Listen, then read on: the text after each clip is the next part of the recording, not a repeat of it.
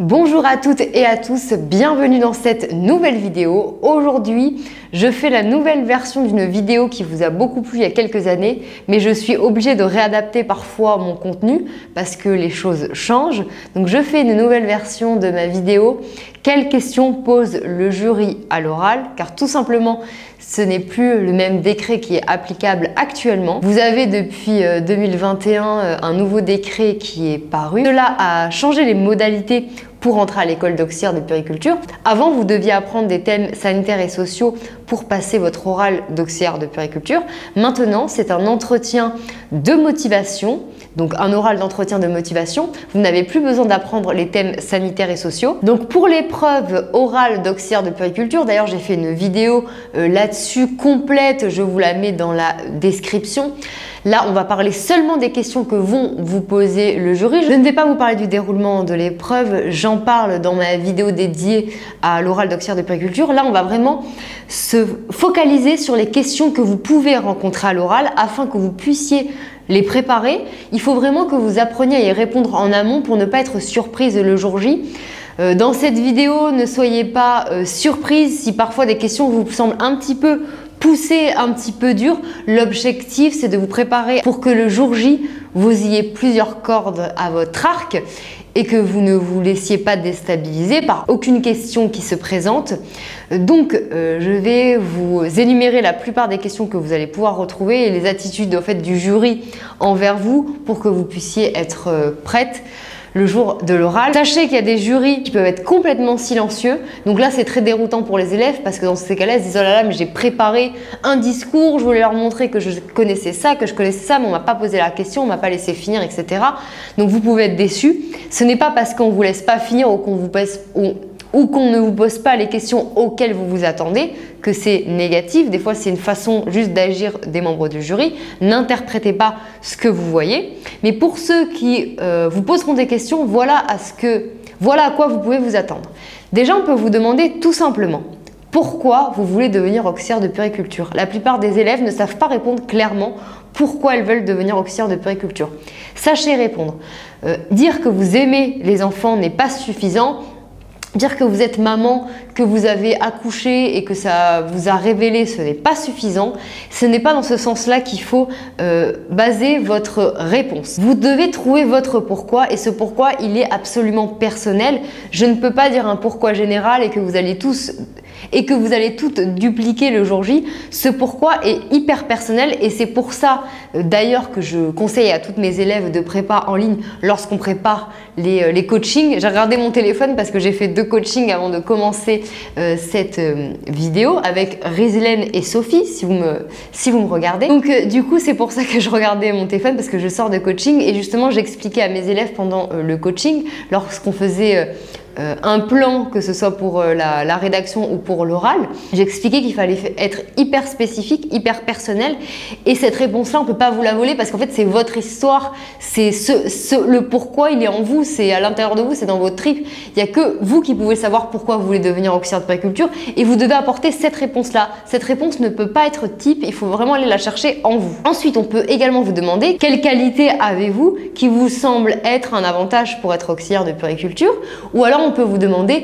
quelles compétences avez-vous, quelles compétences avez-vous acquéries par exemple avec un ancien diplôme ou que vous avez naturellement qui font que vous pouvez être selon vous une bonne candidate pour entrer à l'école d'auxiliaire de puériculture. Alors ça c'est pareil, il ne faut pas confondre qualité et compétences. Les qualités, ce sont des qualités humaines. Par exemple, la ponctualité, la bienveillance, le sens des responsabilités, l'écoute, l'enthousiasme. Là, je le dis des qualités générales. L'empathie, la générosité, ça, ce sont des qualités humaines. Les compétences, ça va plus être des compétences techniques. Par exemple, une auxiliaire de puériculture a des compétences comme le change, c'est une compétence technique qu'elle a appris, changer un enfant selon des règles d'hygiène établies. Ça, c'est une compétence technique. Par exemple, la compétence d'entretien des locaux, ce sont des compétences techniques. Il ne faut absolument pas mélanger les deux, il ne faut pas que ce soit confus pour vous. C'est comme dans votre CV, vous avez une rubrique, en tout cas le CV que je fais faire aux élèves de la prépa, une rubrique qualité, une rubrique compétence. Vous allez avoir différentes rubriques qualité, compétence, et les deux ne se rencontrent pas. Les qualités et compétences sont deux choses à part entière, il ne faut pas confondre les deux. Donc à l'oral, faites bien attention de ne pas vous mélanger les pinceaux avec ça, et ça montrera également aux yeux du jury que c'est bien clair pour vous. Il faut que vous sachiez y répondre instinctivement, facilement.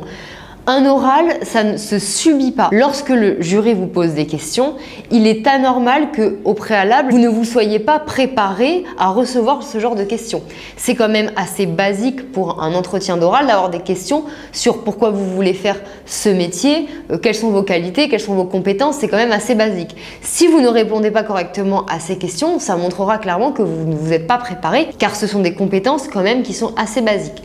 Les questions pièges, vous pouvez en avoir. Par exemple, on va pouvoir vous demander vos défauts. Donc les défauts, la plupart des gens essayent de gruger entre guillemets le jury en disant je suis perfectionniste. Ça c'est quelque chose qui pouvait marcher il y a quelques temps, mais là ça marche plus du tout actuellement. Je pense qu'il faut que vous disiez déjà quelque chose qui vous ressemble sans non plus vous dévaluer. Par exemple, moi, lorsque j'ai passé mon oral d'auxiliaire de puériculture, c'est-à-dire il y a plus de 10 ans, la question quels sont vos défauts, je me souviens que j'avais répondu j'ai du mal à dire non. Ça, c'est un défaut qui est réel, mais ça ne me porte pas grand préjudice dans ma profession, même si bien entendu il fallait travailler ce point-là, et aujourd'hui d'ailleurs j'ai énormément travaillé ce défaut et j'ai appris à dire non et être à l'aise avec le fait de dire non, mais c'est vrai qu'il faut s'attendre plus à ce genre de réponse plutôt que de dire je suis perfectionniste, qui est un petit peu une réponse bateau que tout le monde donne, et les gens qui donnent cette réponse pensent avoir un petit peu feinté la question, mais finalement ça ne vous avantage pas trop de répondre de cette façon. Le jury peut également vous poser la question quelles sont les difficultés selon vous du métier d'auxiliaire de puériculture. Donc c'est à vous de les identifier selon ce que vous interprétez comme étant une difficulté. Par exemple, la contrainte de travailler à Noël ou au jour de l'an, de ne pas avoir des week-ends ou de travailler la nuit, ça peut faire partie des contraintes, mais en tout cas trouver une réponse chez vous au préalable avant de vous présenter le jour J. Le jury peut également vous poser la question pourquoi vous et pas une autre. Le jury peut également vous demander de vous justifier sur des choses qui ont été écrites dans votre dossier. Il faut pouvoir répondre à toutes les questions. Donc essayez d'anticiper cette épreuve et vous dire voilà, par rapport à ce que le jury va lire, quelles questions peut-il y avoir me concernant auxquelles je vais être confrontée. Par exemple, si vous avez eu un trou dans votre CV de quelques années et que le jury vous demande de vous justifier dessus, il faut que vous prépariez une réponse. En fait, le fait de préparer toutes les éventualités possibles vous permettra de ne pas vous laisser envahir par le stress et par un moment de panique en ne sachant pas quoi répondre. Je pense que le mieux est de se préparer au maximum, quitte à être déçu de ne pas avoir pu tout donner, mais au moins de ne pas être avec ce sentiment d'être là et de subir complètement la question parce qu'on ne s'y attendait pas et surtout parce qu'on ne s'était pas préparé. Pour celles qui postulent dans d'autres régions, le jury peut vous poser des questions sur votre organisation logistique concernant le logement. Pour celles qui ont demandé un financement, on peut vous poser des questions sur le financement. Pour celles qui ont des enfants, on peut vous demander est-ce que ce n'est pas un problème que pendant les stages d'auxiliaire de puériculture, vous les fassiez par exemple le week-end ou la nuit, comment vous allez vous organiser avec vos enfants, etc.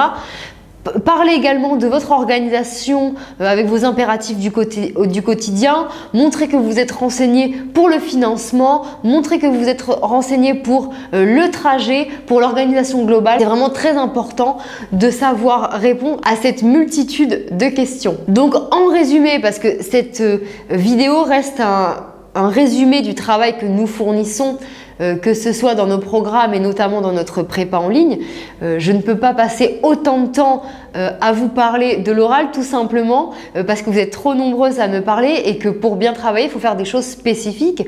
C'est pour ça que nous avons une prépa en ligne pour travailler avec des élèves individuellement et c'est là où je vais pouvoir, en fonction de ce que je lis dans les dossiers et de la personnalité de l'élève, pour pouvoir lui proposer une simulation d'oral et dans ce cas-là, en fonction de ce qu'elle est, je vais lui poser les questions adéquates en me mettant à la place du jury afin de pouvoir justement lui montrer tout ce qui est possible dans sa position à elle et la préparer au mieux. Mais là, vu que je suis sur YouTube et qu'il y a un grand nombre de personnes qui m'écoutent, je suis obligée de poser des questions et de vous dire des choses un peu plus généralistes. Je ne peux pas être spécifique à chaque profil, tout simplement parce que je ne vous ai pas en face de moi. Donc, dans ce cas-là, ce qui est important de savoir, c'est armez-vous de patience pour préparer votre oral. Si vous avez besoin de préparer votre dossier et votre oral avec nous, sachez que nous avons une prépa en ligne et nous faisons également des coachings individuels pour vous préparer au mieux à cette épreuve avec des simulations en direct d'épreuves pour que vous fassiez un oral avant l'oral justement et qu'on puisse décortiquer ensemble votre plan d'action. Également, nous vous posons spécifiquement ce genre de questions et des questions plus personnelles en fonction de votre dossier et de votre parcours pour que ça puisse être le plus réaliste possible. Pour faire cette préparation avec mon équipe et moi-même, je vous mets un lien dans la description avec le programme de notre prépa en ligne. Vous trouverez également tout notre contenu et nos formations sur notre site internet futurap.fr. Gardez à l'esprit que cette partie orale est vraiment une chance pour vous et la clé pour ça, c'est une bonne préparation. Donc voilà, en résumé, les questions que peut vous poser le jury, donc des questions sur vous, des questions sur votre dossier, des questions pièges. Préparez-vous à toutes les éventualités possibles et dites-moi en commentaire comment vous vous sentez face à cette épreuve, quelles questions vous appréhendez le plus et est-ce qu'il y a des questions auxquelles vous ne savez pas répondre et où vous avez besoin d'aide. J'espère que cette vidéo vous aura bien informé et je vous dis à bientôt pour une prochaine vidéo. Au revoir.